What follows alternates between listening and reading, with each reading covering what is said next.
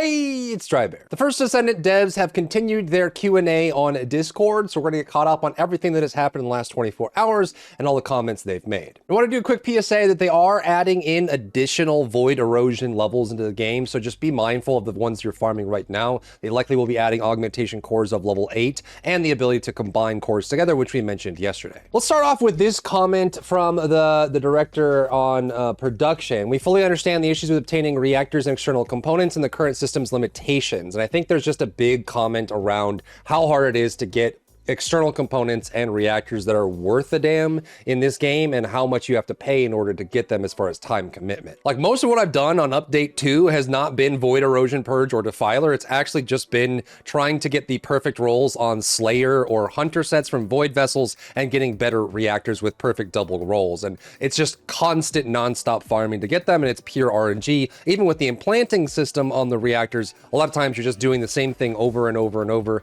thousands of times trying to get the right stats, and I think there's definitely some commentary to be said about that. They're focusing on two main approaches: simplifying the farming process and providing more choices and introducing engaging elements into the farming experience. Providing more choices includes discussions about adding new option types and rebalancing the existing ones, along with various improvement measures. We are committed to resolving this issue as quickly as possible and share a detailed update plan once they are finished. And I think this will be more around season 3 or next update when they decide to go down that road, but I definitely feel like there is something to be done around reactors and external components, trying to get good stats on them. This was just a quick one. They haven't looked at adding in support for Switch 2, so if you're wondering if they're working on the next Nintendo console for support there, the answer is no. It doesn't mean that they won't, it just says they're not working on it right now. The next comment is around customization options. A lot of people are asking for more cosmetic categories and more ways to customize their character. They did already confirm that they're working on adding dyeable sections and areas to skins that are already in the game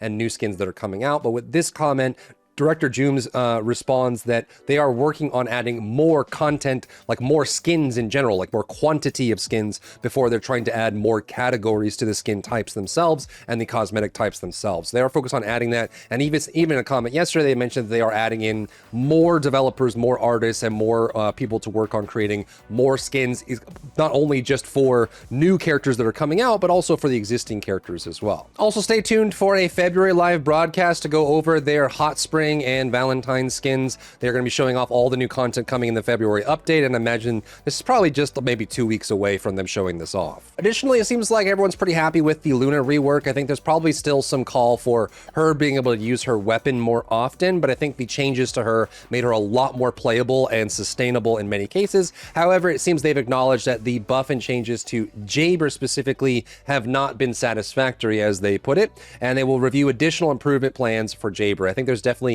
especially with Inez coming out and breaking the game, and then Ultimate Freyna coming out and breaking the game, and Haley coming out and breaking the game, I think there's just a lot of people that are looking for better characters that have been left behind, like especially with Keelan coming out as a new character and then receiving a 600% buff after the fact. You would think that if it was 600% behind with a focus group, he would be insanely good now, but he just doesn't, he pales in comparison to Inez and the impact she has. So it'd be nice if, if we could get the crazy, super strong. I think power fantasy and being kind of OP in a PvE game is exactly why you play them. So I don't think it's necessarily wrong to have characters like Inez or Freyna. You may disagree with that, and let me know in the comments down below. But I do think that if you're going to go down that road, some characters that should be very strong should be buffed up in a way that's meaningful to them. And it felt like the Jayber changes and the Keelan changes were just so cautious and so lowbrow that it didn't feel anywhere in the same league or level as Ultimate Freyna or Inez normal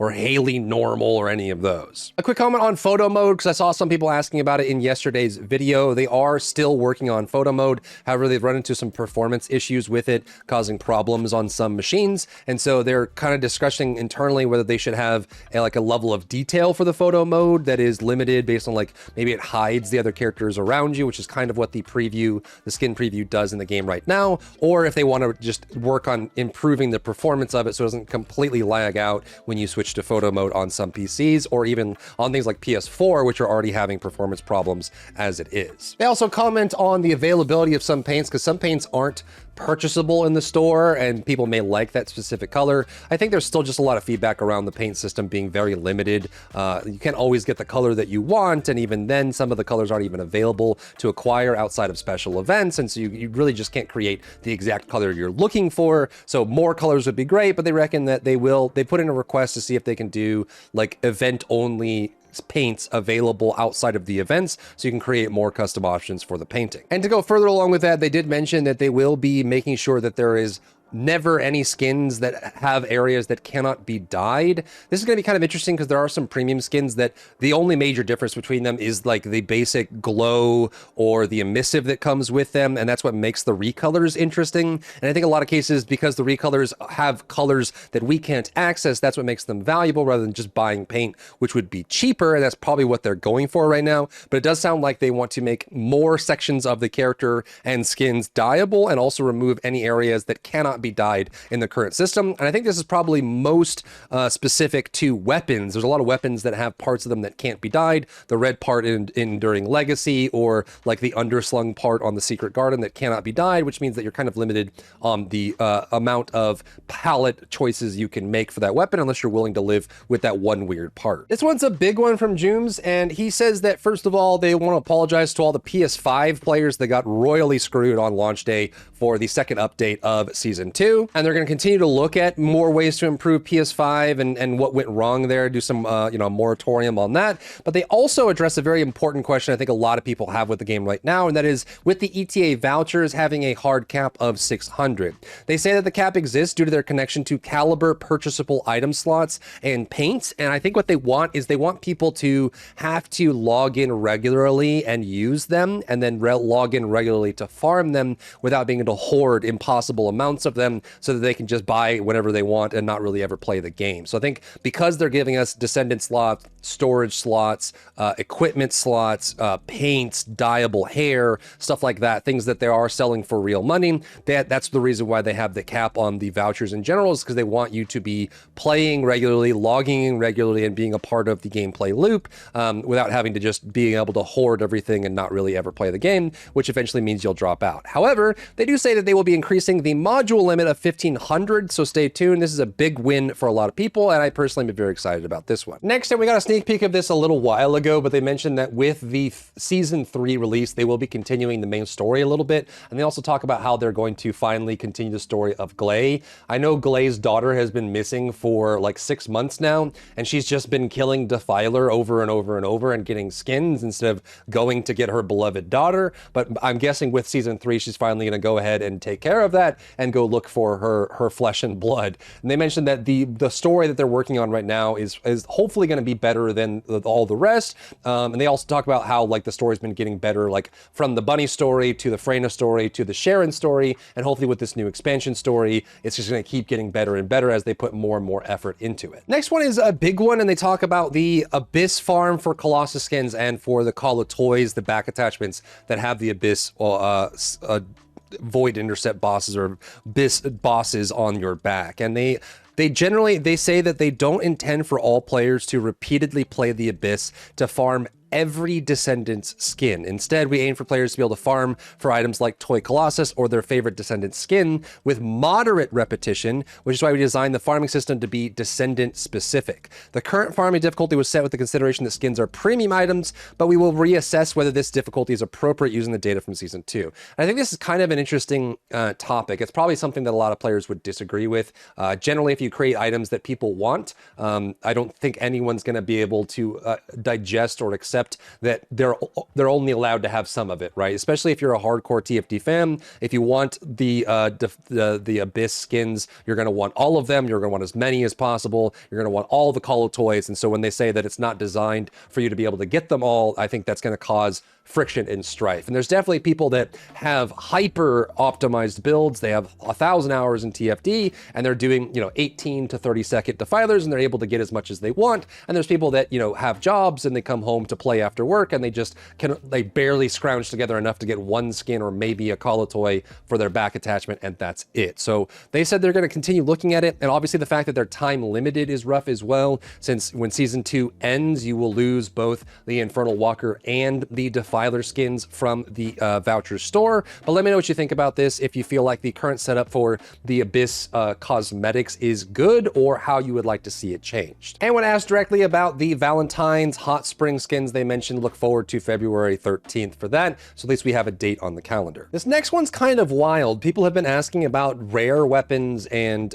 blue weapons and whether they have viability in the game overall. They said they're discussing ways to improve rare weapons. First, we believe that readjusting the base performance of rare weapons is necessary. After that, we will consider expanding their functionality to allow core attachments. And honestly, there are only a handful of purple weapons that can even match a unique weapon. And generally, I don't know if they need, like, should they just be adding more ultimate weapons and we just always use ultimate weapons? Or should they try to make rare weapons and purple weapons viable in the end game without a unique ability, right? There's a couple ones that you could use that make a big impact, but again, they're not going to have a unique ability and they have no core unlock. If they add core unlocks, that might be kind of cool, but I wonder, is this the right path? Like, should they be spending developer time and cycles on trying to make the purple weapons usable? Obviously, there are some that are very cool and have great skins as well, so maybe they do need to make every weapon viable, but how they go about doing that is going to be kind of interesting and strange, to say the least.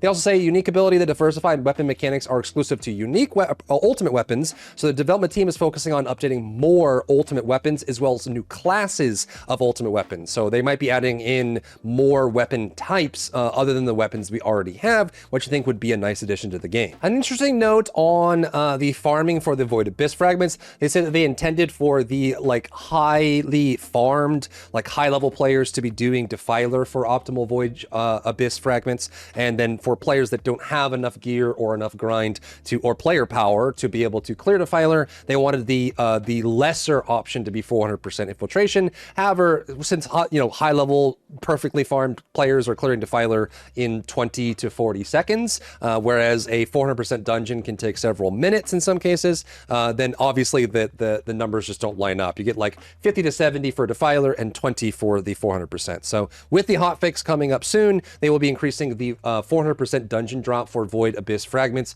from 20 to 40, so they're doubling that value, so you can at least get more of those by doing the 400% dungeons. Another nice one is another male descendant that's being left in the dust right now is Yujin, and people mention that not only is Yujin a little bit weaker compared to even just the normal descendants in the game, but also the fact that he's pretty much built for co-op play, and it's harder for him to be played in a solo setting. You can find ways to deal damage with him, but most part you're just doing weapon damage because his kit doesn't really have that as a major option other than like one specific module. So they believe that improvements are necessary to make Yujin more effective and convenient for solo play, and they will review the feedback that's been provided. We see room for improvement in areas like skill usage and squad information display from a UI perspective. I think being able to see Descendant mana levels will help a lot with Descendants like Luna, so that she can use her special kit to restore mana and help buff people up. Same thing for Yujin, just more UI options for support style Descendants so they can actually use their kit to support their team better. And I think would also just encourage people more to do group battles like Defiler and things like that. Additionally, some people were giving feedback that the Valby rework was not good or not good enough. Honestly, I think the Valby changes are pretty cracked. Her unique weapon is incredibly strong. She has a lot of mana regen now, which gives her tons of options, including the Slayer set, even with the cost reduction. And she is also doing some great like 400% clears, not quite as fast as Freyna or Inez or Bunny, but still quite good. And they also, we've seen like, 20 to 40 second clears of Defiler using Valby with just like a Peacemaker skill only. So there's definitely a lot of cool options for Valby. Personally, I think the Valby reworks were awesome, and they seem to be in the same boat, and they say that they're not currently considering reverting to the previous version or making any changes to Valby, as it seems like most people are happy. But let me know what you think about the current state of Valby down below. But the video is getting pretty long there. I'll let them go for another day, and then we can check back in tomorrow to see where the Q&A is going. Let me know what you think about these changes and their general thoughts, as well as the game continues to improve over time. If you found value in today's video, leave a like down below, leave a comment for the algorithm to help this video get seen by more people, and don't forget to check out my other channels for other content and other stuff and other things.